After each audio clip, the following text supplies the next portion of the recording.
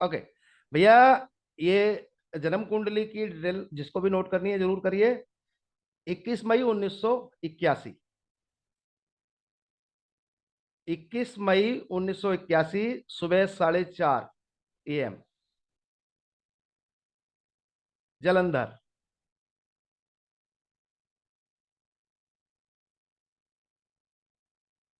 मैं दोबारा बोल रहा हूं, नोट कर लीजिए।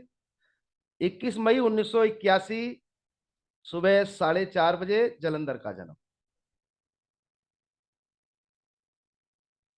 ठीक है। और भी मैं एक और बात बता दूं, ये जन्म कुंडली लेने का मेरा एक और भी उद्देश्य था। इस कुंडली में प्रॉब्लम बहुत बड़ी है, लेकिन कुंडली बहुत ज्यादा आसान। ये जो सच है वो ये है कि कुंडली बहुत आसान है, लेकिन प्रॉब्लम बहुत बड़ी है। तो मैंने अपना जो दिमाग से सोचा कि क्यों ना सबसे पहले आसान कुंडलियों पे चर्चा की जाए, और धीरे धीरे मैं थोड़ी मुश्किल कुंडली आप लोगों को लिए डालें, मतलब हर क्लास में 2-4 पॉइंट, मतलब 5-5% मुश्किल कुंडली देने की कोशिश करूंगा, जिसमें सीखने को भी धीरे धीरे आसानी होगी, क्योंकि बहुत सारे लोग तो बड़े प्रकांड हैं, विद्वान हैं, और बहुत सारे मित्र ऐसे भी हैं, मुझे तो उनका भी ध्यान रखना है जो अभी थोड़े नए हैं। तो दोस्तों, इस जन्म कुंडली को सबसे पहले हम देख लेते हैं। मंगल खाना नंबर 1। मंगल खाना नंबर 1 की सबसे बड़ी पहचान है कि अकेला भाई ना होगा, चाहे छोटा भाई हो चाहे बड़ा भाई।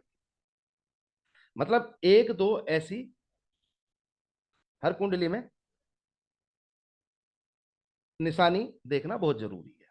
इस तरीके से क्लाइंट से आप बोल सकते हैं, ऐसे समझिए, क्लाइंट से आप बिल्कुल क्लियर बोल सकते हैं कि आप भैया अकेले भाई ना होंगे। इस तरीके से, इस तरीके से समझिए। अब दोस्तों देखेंगे हम लोग खाना नंबर 2 में सूरज, बुध, शुक्र, मुश्तरका, यानी कि एक साथ। खाना नंबर 2 घर के अनुसार शुक्र का अपना घर है। सूरज भी खाना नंबर 2 में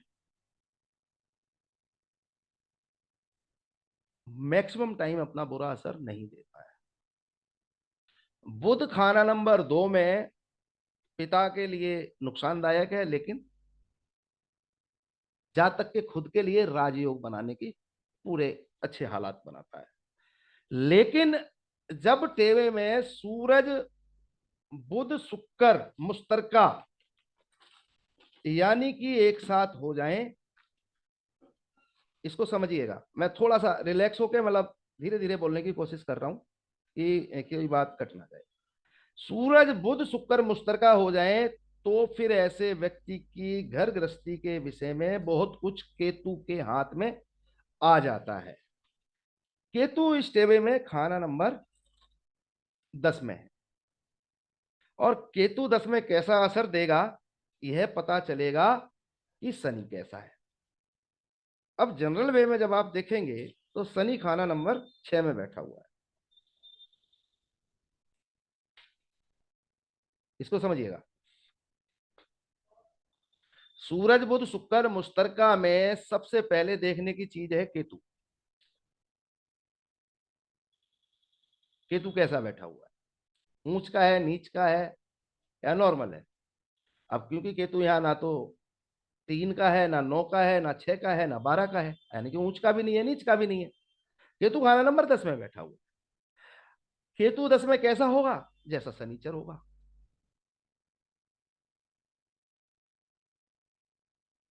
शनिचर छठे घर में बैठा है।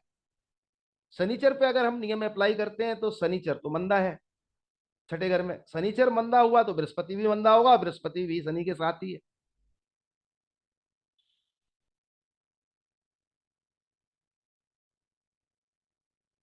ऐसे समझिए। सूरज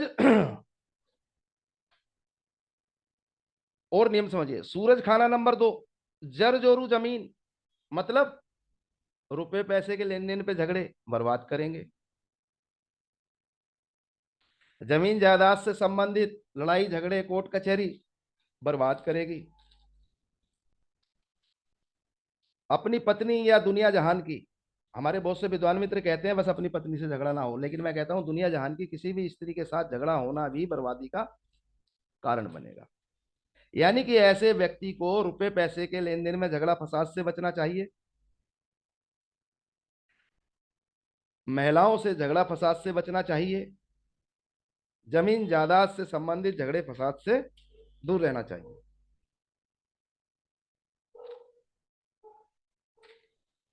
ये सूरज के नियम हो गए, एक तरीके की सावधानियां। उपाय भी दूंगा। अब दोस्तों होता क्या है इस योग में, इसको समझ लीजिए।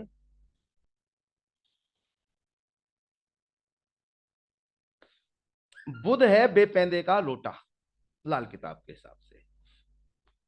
बुध का मित्र सूरज भी है, और बुध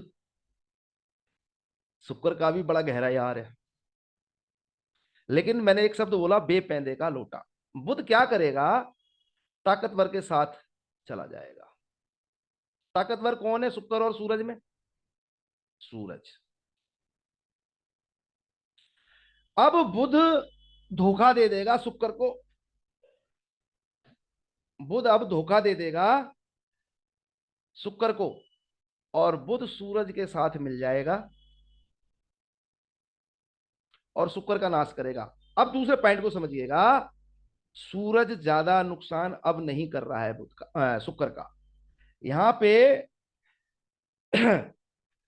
सारी कलाकारी बुध की है। अब बुध का जो खाली चक्कर है ना, वो सूरज की मदद लेके शुक्र को बर्बाद करेगा।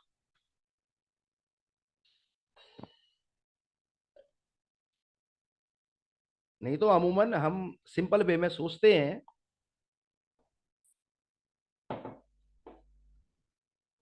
कि सूरज और शुक्र में, शुक्र हमेशा मारा जाता है क्योंकि सूरज उसका दुश्मन है। इस बात को समझिएगा। सूरज ताकतवर है, शुक्र को जला देता है। नॉर्मली मैं भी बोलता हूं तो यही बोलता हूं, लेकिन इस कंडीशन में आके थोड़े हालात बदल जाएंगे, इस बात को समझिएगा। यहां पे बुध अपना खाली चक्कर सूरज की मदद लेके शुक्र को खराब करेगा, यानी कि शादीशुदा जिंदगी में दिक्कत देगा। लेकिन ये दिक्कत कब बढ़ेगी? जब केतु मंदा होगा। केतु अगर ठीक हुआ तो बुध को जो सूरज की मदद लेके शुक्र को खराब करता है वो नहीं करने देगा। इस तरीके से। और ये केतु का अच्छा होना गृहस्थी के लिए सबसे, ये पॉइंट गृहस्थी से संबंधित है, इस बात को समझिए। यहां पे एक और लॉ लगता है, इसको भी लगाएंगे। मर्द के टेवे में, यानी कि पुरुष के टेवे में सूरज बुध शुक्र मुश्तरका हो और कन्या संतान का जन्म हो जाए, तब मंदा असर आएगा। और स्त्री के टेवे में, यानी कि महिला की जन्म कुंडली में सूरज बुध शुक्र मुश्तरका हो और बेटे का जन्म हो जाए, तब मंदा असर आएगा। ये भी लॉ इस पे अप्लाई होता है। और क्योंकि मैंने कहा ना, हमें फलादेश करना है, हमें नियम समझने, हमें ग्रामर समझनी है। इस तरीके से इसको समझिए। अब दोस्तों, केतु खुद क्या है? नर औलाद। इस बात को समझिए। इसमें होता क्या है कि बुध सूरज की मदद लेके शुक्र को खराब करता है, और शुक्र क्या है? हमारा जीवन साथी। केतु क्या है? नर औलाद। केतु मंदा है तो औलाद, नर औलाद की किल्लत जल्दी ना होगी, बुढ़ापे में होगी, और ठीक ठाक हालात हुए तो 40 साल के आसपास या 40 के बाद ही होगी। ये नियम इस पे इस तरीके से अप्लाई होता है।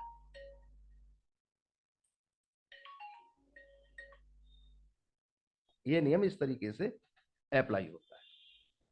यानी कि औलाद की दिक्कत इस प्रकार से होगी, यानी कि केतु का अच्छा होना बहुत जरूरी है, एक तो गृहस्थी के लिए, और दूसरा औलाद के लिए। सूरज बुध शुक्र मुश्तरका में ये बहुत ज्यादा जरूरी चीज है, इसको ऐसे समझ लीजिए, इस चीज का ध्यान रखना बहुत ज्यादा जरूरी है। इसी में दोस्तों सूरज खाना नंबर 2 का एक नियम रह गया था, इसको भी समझ लीजिए। सूरज खाना नंबर 2 में हो और 8 खाली हो तो अलग हालात है, 8 में कोई ग्रह हो तो अलग हालात पलट जाते हैं।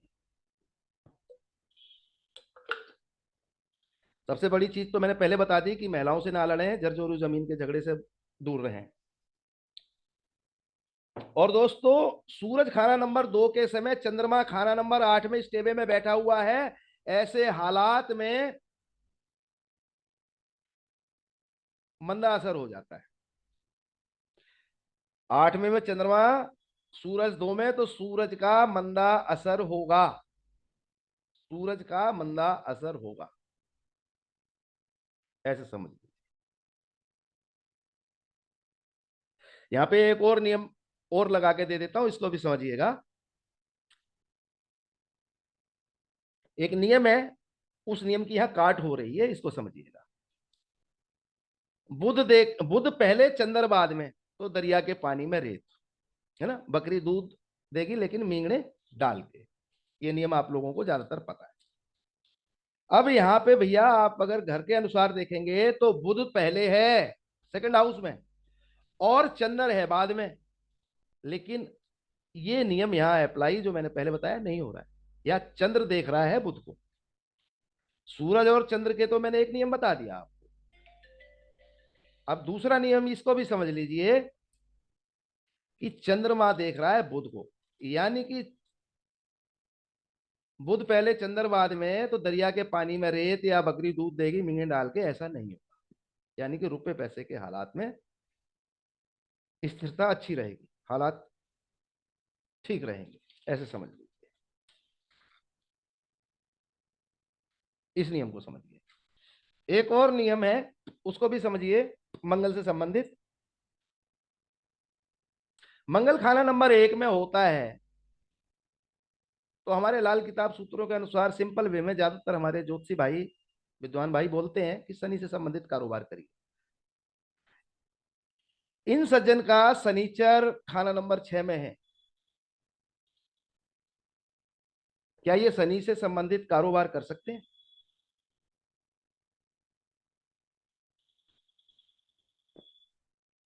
नहीं। बिल्कुल नहीं कर सकते, इनके लिए ठीक नहीं रहेगा ऐसे, बिल्कुल। अगर यही शनि ठीक ठाक अवस्था में होता तो हम मंगल खाना नंबर 1 का नियम ये अप्लाई कर सकते थे, यानी कि इनको ये काम नहीं करना चाहिए शनि से संबंधित। हाँ, शनि की एक अपनी कंडीशन है कि ऐसा व्यक्ति पुराने लोह लंगर का काम करे, पुरानी गाड़ियों का काम कर ले तो कामयाब हो जाएगा, वो शनि की एक अपनी अलग कंडीशन है। लेकिन मंगल खाना नंबर 1 पे जो नियम अप्लाई होता है वो यहाँ नियम अप्लाई नहीं होगा। औलाद की किल्लत का कारण आप लोगों को समझ आ चुका है मेरे ख्याल से।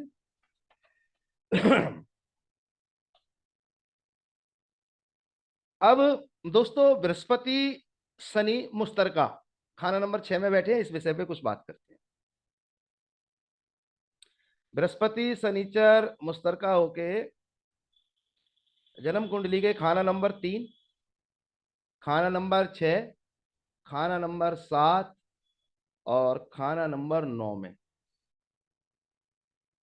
नेक और अच्छा ही रिजल्ट देते हैं। अब इस बात को समझिएगा, मैंने पहले क्या बोला उस बात को समझिए कि शनि खाना नंबर 6 में है, शनि मंदा, बृहस्पति 6 में है तो बृहस्पति मंदा। अब मैंने यहाँ पे कुछ और पलट गया, यहाँ पे मैं पलट गया कि बृहस्पति शनिचर खाना नंबर 6 में, 3 में, 7 में और 9 में अच्छे फल के होते हैं, नेक के होते हैं, ऐसे समझ लीजिए।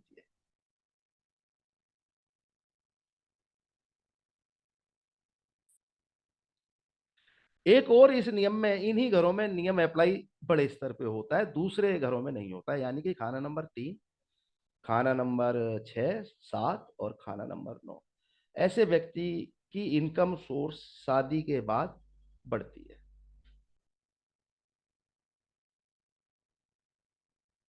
ऐसे व्यक्ति की इनकम सोर्स शादी के बाद बढ़ती है।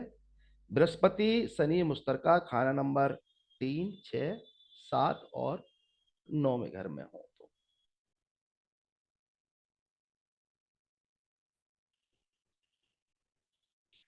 लेकिन ये जब घर एक में आए, इस बात को ध्यान करिए। लेकिन यहां पे एक नियम और है शनि खाना नंबर 6 का, कि 28 साल उम्र से पहले शादी ना की जाए, तो यह फायदा बड़े स्तर पे मिलता है। इसको समझ लीजिए। मैं बड़े आराम से बोल रहा हूं कि कहीं किसी सज्जन पे, किसी भाई पे मेरी आवाज कम ना पहुंचे, इसलिए ये भी ध्यान करिए। यहाँ पे ये नियम फिर भी अप्लाई होगा कि शादी 28 के बाद हो, तभी बड़े स्तर पे फायदा होगा।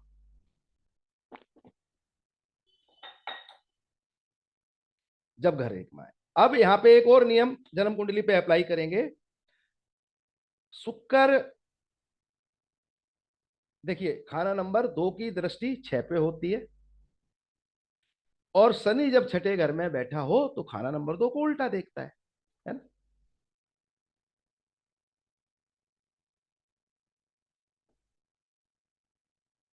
लेकिन ये जो कंडीशन मैं अभी आपके सामने रख रहा हूं, कि अमूमन खाना नंबर 2 की दृष्टि ही 6 पे होती है मैक्सिमम। लेकिन शनि अगर छठे में आ जाए किसी साल में या जन्म टाइम में कभी भी, तो वो खाना नंबर 2 के ग्रह को देखता है, बर्बाद करता है। तो हम यहाँ पे ध्यान करेंगे।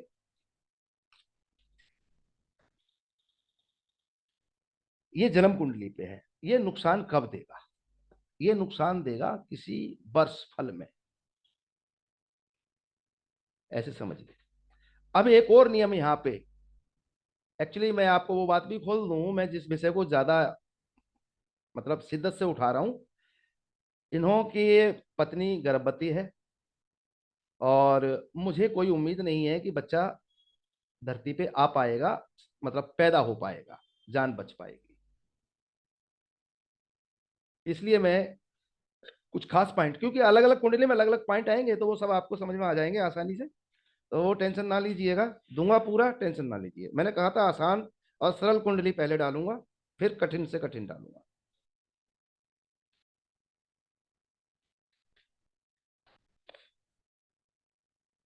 अब इसमें देखेंगे कि जन्म टाइम का जब टेबा आता है, तो सूरज बुध या शुक्र पे, अब बुध पे तो शनि 6 से कोई नुकसान करता नहीं है, इस बात को समझ लीजिए। और शनि गुरु के साथ भी बैठा है, इसलिए इस टेबे में वो नियम इस जन्म कुंडली में इस तरीके से अप्लाई ना होगा। लेकिन अगर किसी वर्ष विशेष में गुरु शनि की मुश्तरका की दृष्टि सूरज बुध शुक्र पे चली जाएगी, या फिर सूरज बुध शुक्र की दृष्टि किसी वर्ष विशेष में गुरु और शनि मुश्तरका पे चली जाएगी, तब इस तरीके की बुराइयां खड़ी होंगी इस जातक के साथ। यहां पे ऐसी बड़ी बुराई ना होगी जन्म लगन में। ये बुराइयां वर्ष फल में अलग अलग तरीके से बदलती हैं, वो चीजें भी जल्दी खुल जाएंगी आप लोगों के सामने। अब दोस्तों यहाँ पे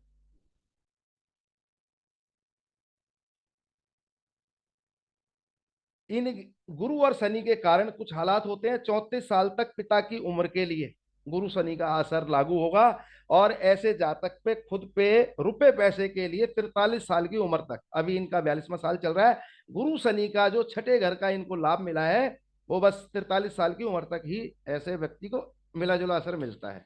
उसके बाद अन्य दूसरे ग्रहों का अपना अपना असर मिलेगा। यहाँ उम्र पे भी देखिए, यानी कि बृहस्पति शनि मुश्तरका में पिता के जो आर्थिक हालात रहे हैं, वो जातक की 34 साल की उम्र तक ही रहेंगे। जबकि 34 साल तो बुध की उम्र है, लेकिन बृहस्पति शनिचर मुश्तरका में ये लागू होती है, इसलिए इसको ध्यान करिए। अब दूसरी बात, बृहस्पति शनिचर मुश्तरका खाना नंबर 6 में तीन में सात में मैंने बोला नेक हो गए, लेकिन फिर भी एक दिक्कत है कि ऐसे व्यक्ति के पास अगर सरकारी पैसा आए तो दिक्कत होगी, ऐसे व्यक्ति के स्वास्थ्य पे बुरा असर होगा। और दूसरी बात है दोस्तों, यहाँ पे शनि का अगर जाति स्वभाव देखें तो राहु पहले है, शनि का जाति स्वभाव भी नेक नहीं है। वो तो गुरु शनि की वजह से इन सज्जन का बहुत बड़ा बचाव रहा है, इसको समझ लीजिए। और अगर बृहस्पति को देखें तो बृहस्पति के अपने खुद के घर यानी कि खाना नंबर 2 में भी बृहस्पति का दुश्मन बैठा हुआ है, वहां भी बृहस्पति कोई बहुत अच्छे नहीं है। और बृहस्पति जब अच्छे नहीं होंगे तो केतु का अच्छा फल, यानी कि फिर वह नर औलाद पे आ गया, इस बात को समझ लीजिए। अब इसी में नर औलाद से संबंधित एक और चीज बड़ी है, उसको भी समझ लीजिए कि चंद्रमा खाना नंबर 8। आप में से ज्यादातर लोग शायद इस बात को अचंबा करेंगे, लेकिन मैं कहूंगा ये सत्य है, आप लोगों की किताब खोलिए। चंद्रमा खाना नंबर 8 भी औलाद से संबंधित सुखों में बहुत बड़ा महत्व रखता है, इस बात को समझिए।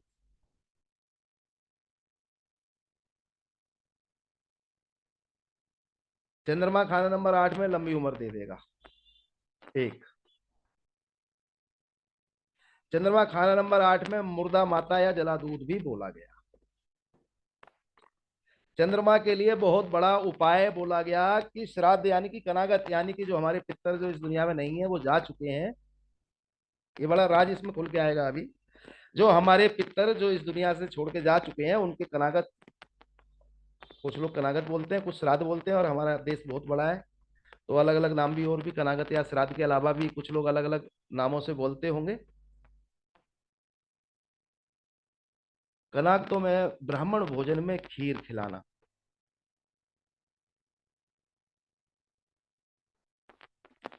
चंद्र खाना नंबर 8 में ही ऐसे जातक के मामा के लिए अच्छा असर होता है, उसकी ससुराल के लिए भी अच्छा असर होता है, और ऐसे व्यक्ति के दामाद के लिए भी अच्छा असर होता है, इस बात को समझिए। चंद्र खाना नंबर 8, चंद्र खाना नंबर 8 में बहुत सारी जगह बोलता है, लेकिन हम चंद्रमा को मैक्सिमम पैसे की, रुपए पैसे की आई चलाई, है ना, मन की घर की शांति या माता दादी तक ही सीमित कर लेते हैं, या चंद्रमा खाना नंबर 8 हम ताई तक ही सीमित रह जाते हैं। लेकिन चंद्रमा यहाँ ससुराल पे भी बोलता है, मामा पे भी बोलता है, दामाद पे भी बोलता है। चंद्रमा के पास बहुत ज्यादा अधिकार है खाना नंबर 8, इस बात को देख लीजिए। इसके अलावा चंद्रमा खाना नंबर 8 का कई बार लावल्दी यानी कि नर औलाद की पैदाइश को ही रोक देता है, ये भी एक बहुत बड़ा सूत्र है। और इस कुंडली पे नर औलाद से संबंधित ज्यादा बातें कर रहा हूं, और बहुत सारे क्लाइंट की, लगभग आप पे अगर 100 क्लाइंट आते हैं तो 15 क्लाइंट की कंप्लेंट ये होती है, इस बात को समझिए। इस तरीके से चंद्रमा खाना नंबर 8 में वो व्यक्ति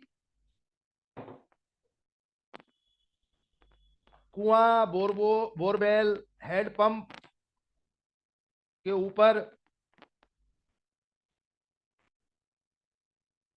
छत डाल दे, या तालाब, झील, जोहड़, जोहड़ मतलब तालाब ही होता है हमारे हरियाणवी शब्दों में, वहां पे अपनी रिहाइश वगैरह बना ले, बड़े बुरे, हद दर्जे के बुरे हालात क्रिएट हो जाएंगे। और दोस्तों ये लावल्दी यानी कि नर औलाद की पैदाइश में दिक्कत दे देगा चंद्रमा का मंदा असर, इस तरीके से समझिए। चंद्रमा खाना नंबर 8, जातक धर्म कर्म से दूर हो जाए, बहुत ज्यादा मंदा असर। चंद्रमा खाना नंबर 8 में हो और शुक्र मंदा हो जाए, चंद्रमा खाना नंबर 8 में हो और उसी समय शुक्र भी मंदा हो जाए, अब आप इस कुंडली में देख लीजिए, तो सेहत पे भी मंदा असर, और औलाद से संबंधित बुराई परेशानी। अब मैं जब औलाद बोलता हूं तो यहां सिर्फ मैं नर औलाद से संबंधित बात कर रहा हूं, कन्या संतान की मैं यहां बात कर नहीं रहा हूं, क्योंकि इन भैया के बच्ची है, बेटी है इनके पास, लेकिन क्योंकि इनका जो जन्म कुंडली है वो, इनकी धर्म पत्नी है वो प्रेग्नेंट है। और जो प्रॉब्लम है, इस बात को समझ लीजिए, जो प्रॉब्लम आ रही है कि बच्चे की, इनके बच्चे की हार्ट बीट नहीं है, वो इसी कारण से नहीं है कि वो 101% नर औलाद है इनकी पत्नी के गर्भ में और उसकी हार्ट बीट नहीं। सर एक बात पूछूं? जी सर बोलिए। सर अगर केतु केतु स्ट्रांग है होता था, होगा, तो इसमें तो प्रॉब्लम आएगा फिर भी। जी दोबारा बोलिए। केतु अगर स्ट्रांग होगा, अगर मान लीजिए इस चार्ट में केतु अगर 12 हाउस में होता था, हाँ। होगी, तो इस टाइम पे भी नौरा अलग होने में प्रॉब्लम आएगी। क्यों? बोलिए। तो केतु अच्छा होने से सर नौरा अलग का तो पॉजिटिव इफेक्ट आएगा ना। जी जी जी, आएगा। लेकिन आप केतु पे ही क्यों रुक रहे हैं? मैं तो यहाँ पे चंद्रमा को भी उसकी परेशानी में ज्वाइंट कर रहा हूँ सर। बुद्धे बोल एकदम रहे हैं ना आप? एकदम एकदम एकदम ठीक। बुद्धे बोल रहे हैं ना, कोलकाता? हाँ हाँ हाँ हाँ सर। हाँ हाँ। गुरु जी। बुद्धदेव जी, यहाँ पे केतु तो अलग मायने में खराबी दे रहा है, लेकिन यहाँ चंद्रमा खाना नंबर 8 में होने की वजह से भी दिक्कत आ रही है इनको। एकदम इन एकदम इनके घर, इनकी जायदाद में कोई बोरवेल, कोई कुआं, कोई नल, कोई हैंडपंप, उसके ऊपर छत है, या इनके बुजुर्गों ने कोई ऐसी संपत्ति बनाई होगी जिस जहां पहले तालाब रहा होगा, इस तरीके की, समझिए। सर गुरु भी तो यहाँ चंद्रमा का साथ पाताल की कनेक्शन ले आए, पाताल की कनेक्शन बनाएंगे ना। सर ये पाताल की लहरें हैं, हाँ लहर है, वही बोल रहे। 6 और 8। हाँ, वही तो बोल रहे, तो उसमें तो थोड़ा सा सपोर्ट मिलेगा ना चंद्रमा का। मैं दे रहा हूं, मैं इस राज को खोल देता हूं, आपने क्वेश्चन अच्छा उठाया, मेरे दिमाग में था फिर भूल गया, मैं बता देता आपका पुराना चेला है ना, उसीलिए। हूँ। रुक जाइए, नहीं नहीं, अच्छा है। सभी लोग उठाएंगे मुझे अच्छा लगेगा, और मित्र भी अगर क्वेश्चन करेंगे अच्छा लगेगा, मैं जवाब दूंगा, क्योंकि बहुत कुछ दिमाग में होने के बाद भी बहुत कुछ नहीं होता है, तो आप लोग जब मुझे ध्यान दिलाएंगे मैं जवाब दूंगा। देखिए, अगर किसी जन्म कुंडली में शनिचर और चंद्र मिल रहे हों, इस नियम को आप सभी अप्लाई करना। किसी जन्म कुंडली में शनिचर और चंद्र मुश्तरका यानी कि एक साथ हैं, नौवें घर और दूसरे घर के अलावा, ये भी नियम ध्यान कर लेना। नौ, नौवा घर, 9th हाउस, 2nd हाउस, इन घर को छोड़ दीजिए, बाकी बचते हैं 12 में से 2 गए 10। 10 घरों में कहीं भी शनिचर और चंद्र मुश्तरका यानी कि एक साथ हो तो उनके साथ बृहस्पति को बिठा दीजिए।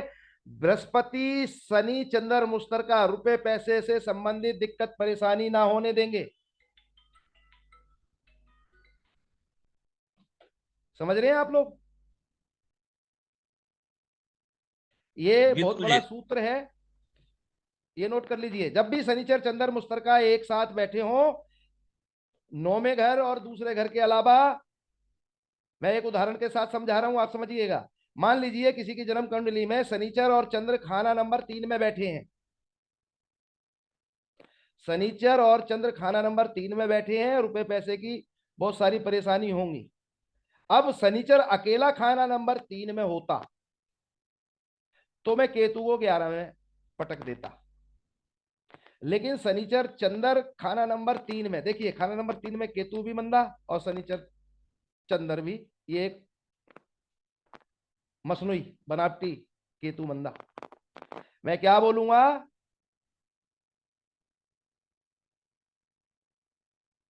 शनिचर का काला धागा, या मैं महंगा महंगा उपाय दे देता हूं, मैं लोगों को ज्यादातर सस्ते उपाय देता हूं, आज महंगा उपाय दे देता हूं।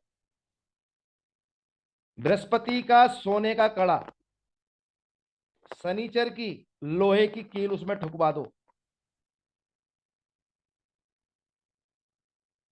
और चंद्र की एक चांदी की कील ठुकवा दो। अब सीधी कलाई में डाल लो। मैं महंगा उपाय जानबूझ के दे रहा हूं, वैसे ये धागों से भी काम हो जाता है मेरे भाइयों, सस्ता, मैंने मजाक किया है, सस्ते में हो जाता है, यानी कि धागे से भी काम चल जाता है। सर मैं एक बात पूछना हूँ। जी। यहाँ 6th हाउस में तो गुरु और शनि है, हाँ। उसको डायरेक्ट हम 3rd हाउस में ले जा पाएंगे क्या? नहीं, इनको ले जाने की बात ही नहीं हो रही है। ओ आप ऐसा है, मेरी बात ओके। को सुन ही नहीं रहे ना। हाँ, आप 3rd हाउस शनि का लिए बोले। गुरु शनि के साथ चंद्र को डाला जा सकता है, लेकिन इस कुंडली में नहीं डालेंगे, यही तो समझने वाली बात है। यहाँ पे ऊपर कौन बैठा है? बुध। एक, बुध एकदम। चंद्र को खराब कर देगा। अब आगे समझ में? एकदम। यहाँ नहीं डालेंगे।